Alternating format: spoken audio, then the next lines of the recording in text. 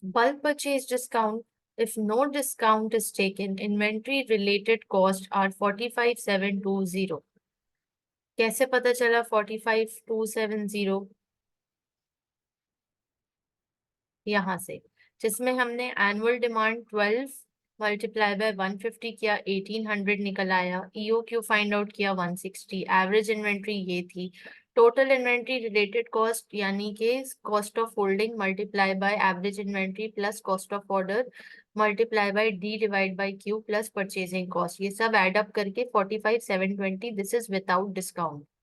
And जब हम discount को कंसिडर करेंगे तो क्या करेंगे, ऑर्डरिंग कॉस्ट हमारी 300 क्वांटिटी हो जाएगी and cost of order multiply by D by Q 192 आएगा। Holding cost C H multiply by Q by 2 675 आएगा and purchase cost D multiply by P 44,100 आएगा।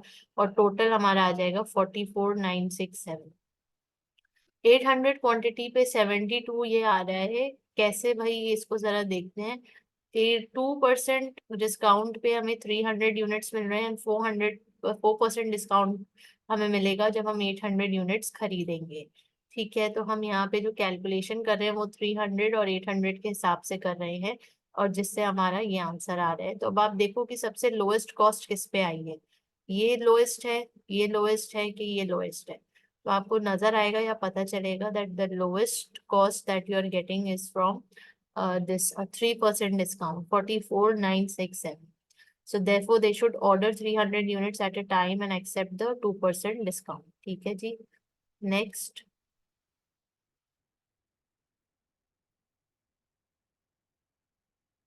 बफर इन्वेंट्री हमें मालूम है इट्स द मिनिमम लेवल, या इसको हम सेफ्टी इन्वेंट्री भी कहते हैं। ये वो लेवल है कि जब इन्वेंट्री आपकी उस लेवल पे पहुंच जाएगी तो उसका मतलब है कि भाई आप कभी भी स्टॉक आउट हो सकते हो। ये बिल्कुल आपको एक वार्निंग साइन दे रही है कि भाई आप कुछ भी करो, इमरजेंसी में माल मंगवाओ नहीं तो स्टॉक आउट हो जाओगे। एज वी कैन, मैं ये F2 का सिलेबस है और इसको मैं अज्यूम करते हुए आगे बढ़ती हूँ। यूजुअली के F2 आप लोग पढ़ के आए हैं तो इसलिए इस पे मैं ज्यादा बात नहीं करती, but still I am showing it over here that फर्ज करें आपका मैक्सिमम लेवल इन्वेंट्री जो है गोदाम में वो 1000 यूनिट्स है। ठीक है, और आपका ये 0 है और मिनिमम लेवल या बफर इन्वेंट्री जिसे कहते हैं वो फर्ज करें 200 है। यानी जब आपका स्टॉक 1000 यूनिट से 200 पे पहुंच जाएगा तो यहाँ पे आपको एक अलार्मिंग सिचुएशन या पैनिक सिचुएशन क्रिएट हो जाएगी कि बस अब माल खत्म ही होने वाले हैं, स्टॉक आउट हो जाओगे, तो जल्दी से ऑर्डर प्लेस करो। वेर हमें ऑर्डर प्लेस कब करना चाहिए, normally usually it's level called री ऑर्डर लेवल। यानी जब आपके यूनिट्स 500 यूनिट्स पे पहुंच जाए तो आपको एक नॉर्मल सिचुएशन में ऑर्डर प्लेस कर देना चाहिए।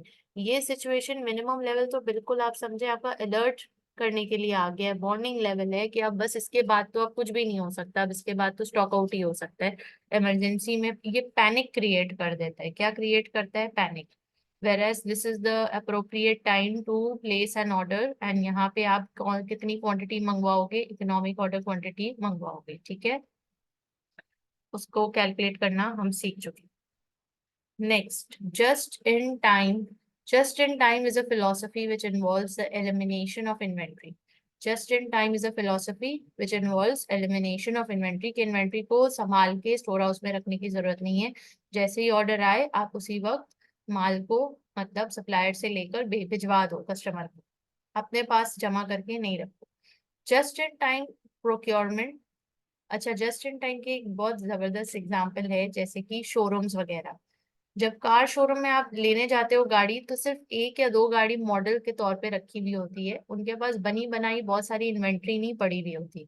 तो वो क्या करते हैं, जैसे ही ऑर्डर प्लेस होता है वो फिर बोलते हैं कि 6 महीने बाद आपको डिलीवरी होगी। तो वो 6 महीने में क्या हो रहा होता है, 6 महीने में प्रोडक्शन हो रही होती है उस गाड़ी की जिसकी ऑर्डर प्लेस हुई हुई है और जिसका एडवांस पेमेंट भी दिया हुआ है। Next, the benefits of just-in-time suggest that a key problem with holding inventory is that it allows a firm to compensate for inefficient processes by holding buffer inventory. This failure to deal with inefficient processes is seen as a hidden cost of holding inventory. यानी कि अगर आप मतलब holding inventory के साथ just in time method एक problem देखता है कि जब आप इन्वेंट्री को होल्ड करते हो तो उस पर कॉस्ट बेयर करनी पड़ती है, जो कि बहुत गंदी कॉस्ट होती है और जिससे जो है इदारे को नुकसान होता है। तो वो बोलता है कि हम क्यों होल्ड करें, फिर इन्वेंट्री को मैनेज करने के लिए भी पूरी टीम हायर करो और फिर चेक इन बैलेंस रखो, बहुत झमेला है। तो बोलते हैं जस्ट इन टाइम बेस्ट है, ऑर्डर आया सप्लायर को उसी वक्त दिया और उसी वक्त ऑर्डर भिजवा दिया।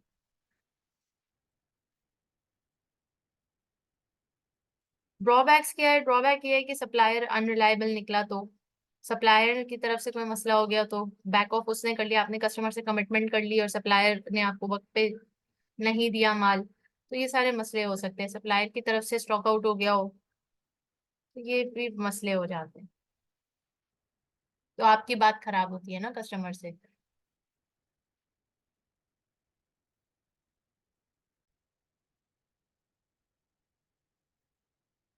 Managing receivables. Policy formulation. A company will have to decide whether to offer credit to its customers, and if so, on what terms. These are important decisions and need to be carefully considered by senior management. The decision to offer credit can be viewed as an investment decision intended to result in higher profits. For many businesses, offering generous payment terms to customers is essential in order to be competitive. तो भाई जब receivables की बारी आती है तो जो सबसे इम्पोर्टेंट यहाँ पे डिसीजन होता है वो ये लेना होता है कि आप कस्टमर को कितने दिन का क्रेडिट दे सकते हो, 1 महीने का, 1 हफ्ते का, 10 दिन का, 15 दिन का, या बिल्कुल भी नहीं। तो क्या आपको ऑफर करना चाहिए क्रेडिट या नहीं करना चाहिए, क्योंकि आप किस मार्केट में ऑपरेट कर रहे हैं, किस इंडस्ट्री से बिलोंग कर रहे हैं, एंड क्या आपके कॉम्पिटिटर्स क्रेडिट दे रहे हैं नहीं दे रहे हैं, नॉर्म क्या है। तो क्या आप मार्केट के, अगर मार्केट 3 महीने का क्रेडिट दे रही है और आप जो हो 2 महीने का क्रेडिट दे रहे हो, तो फिर फर्क है। तो ये फर्क क्यों है और आप क्यों समझ रहे हो कि 2 महीने का देना चाहिए 3 महीने का नहीं, और क्लाइंट क्यों आपके पास आएगा 2 महीने के क्रेडिट पर, क्यों वो किसी और के पास ना चला जाए जहां से उसको 3 मंथ्स का क्रेडिट मिल रहा हो। तो offering credit comes at a cost.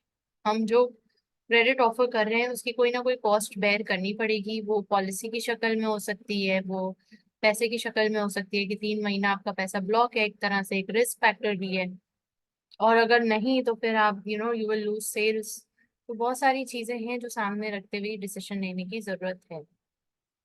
Next, extending the current period, extending the credit period. अगर मैंने उसको 1 महीने का क्रेडिट दिया और कस्टमर आया, उसने रिक्वेस्ट की कि भैया मैं 1 महीने में तुम्हें पैसे नहीं लौटा सका, क्या तुम मुझे 2 हफ्ते का क्रेडिट और दोगे। तो एक्सटेंड क्या आप करोगे क्रेडिट का पीरियड या नहीं करोगे, ये भी आपके ऊपर है, आपका इदारा, आपकी कंपनी, आपका बिजनेस, आपकी मर्जी। Excuse me. Next, extending the credit period. Evaluate whether the extension of the credit period is justifiable in financial terms. क्या जो क्रेडिट पीरियड की एक्सटेंशन दी जा रही है वो फाइनेंशियली हमें वायबल भी है या नहीं। So investment company currently expects a sale of $50,000 a month. Variable cost of sales are $40,000 a month, all payable in the month of sale. It is estimated that if the credit period allowed to customers was to be increased from 30 days to 60 days, sales volume would increase by 20%. क्या कह रहे हैं?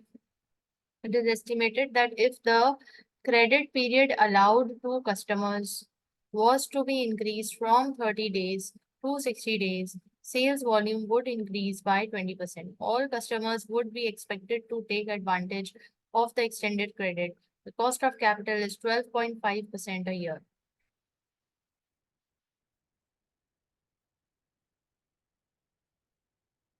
Cost, finance cost was 6 lakh multiplied by 2 divided by 12 multiplied by 10%, 10,000 finance cost आ रही है। देखें आपके पास variable cost sales की 40,000 है अ मंथ, एंड अगर हम अपना क्रेडिट पीरियड इंक्रीज कर देंगे फ्रॉम 30 डेज टू 60 डेज, यानी डबल कर देंगे, तो हमारी सेल्स वॉल्यूम 20% बढ़ जाएगी। ठीक है, लेकिन उसी साइड पे, दूसरी साइड पे हमारी जो कॉस्ट है वो भी बढ़ जाएगी, क्योंकि 30 डेज की कॉस्ट आपको बताई जा रही है 40,000 अ मंथ, तो यानी अब आपकी कॉस्ट 80,000 पे चली जाएगी। ठीक है, तो यहाँ पे आप देखें कि 2 मंथ्स पे चले जा रहे हैं। So finance cost 6 lakh, 6 lakh कहाँ से आया भाई?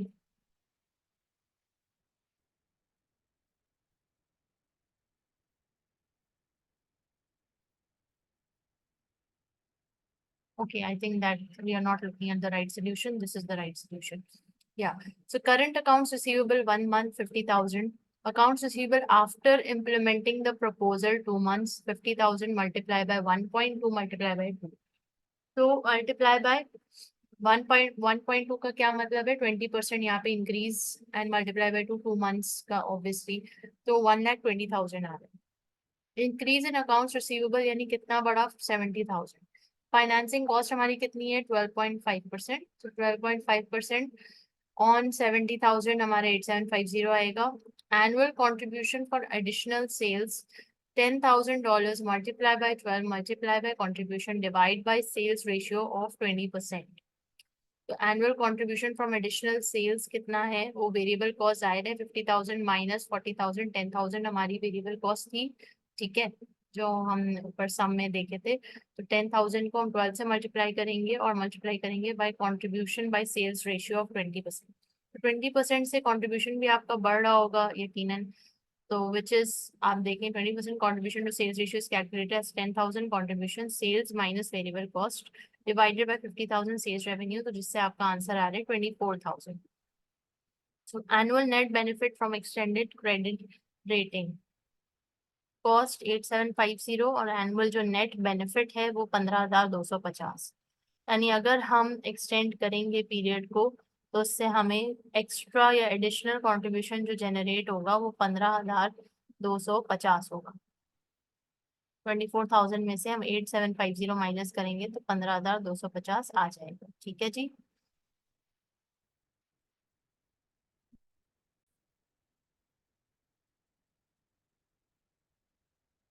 Treaty Company is considering a proposal to change its credit policy from allowing debtors credit of 2 months to credit of 3 months. Sales are currently 6 lakh per annum and as a result of the proposed change will increase by 15%. Contribution by sales ratio is 20% and the cost of capital is 10%. So again आपने 6 लाख इसकी sales देखी 6 lakhs वो कह रहे हैं कि 15% से increase होगा सो 1.15% करके 6 लाख से मल्टीप्लाई कर लेंगे तो आपको पता चल जाएगा कि एग्जैक्टली कितना इंक्रीज हो रहा है टोटल अमाउंट सेल्स की कहाँ पहुंच रही है फिर कॉस्ट ऑफ कैपिटल आप ले लेंगे 10% एंड आपका कॉन्ट्रीब्यूशन बाय सेल्स रेशियो 20% है कॉन्ट्रीब्यूशन कितना है यहाँ पे कुछ मेंशन नहीं है कॉन्ट्रीब्यूशन का लिहाजा हम सिर्फ 6 lakh multiply bye 2 divide by 12 multiply by 10% finance cost निकालेंगे 2 मंथ्स की क्यों क्योंकि ये एनुअल कॉस्ट ऑफ कैपिटल है और हमें सिर्फ कितने मंथ्स के लिए चाहिए 2 मंथ्स के लिए of 2 months to credit of 3 months 2 to 3 months तो 2 मंथ्स का हम पहले निकाल लेंगे फिर हम 3 मंथ्स का निकाल लेंगे एंड 3 मंथ्स का भी इस तरह से निकलेगा कि उसमें 15% भी एड ऑन होगा क्यों एड ऑन होगा क्योंकि वो यही कह रहे हैं कि it will increase and increase जब हो जाएगा तो फिर obviously you have to see कि कितना इंक्रीज हो रहा है so it is 17,250 additional cost हमारी कितनी लग रही है 7,250 बेनिफिट क्या है additional contribution is equals to 6 lakh multiply by 15% multiply by 20% 18,000 का एडिशनल कॉन्ट्रीब्यूशन है नेट बेनिफिट हमारा कितना आ रहा है 10,725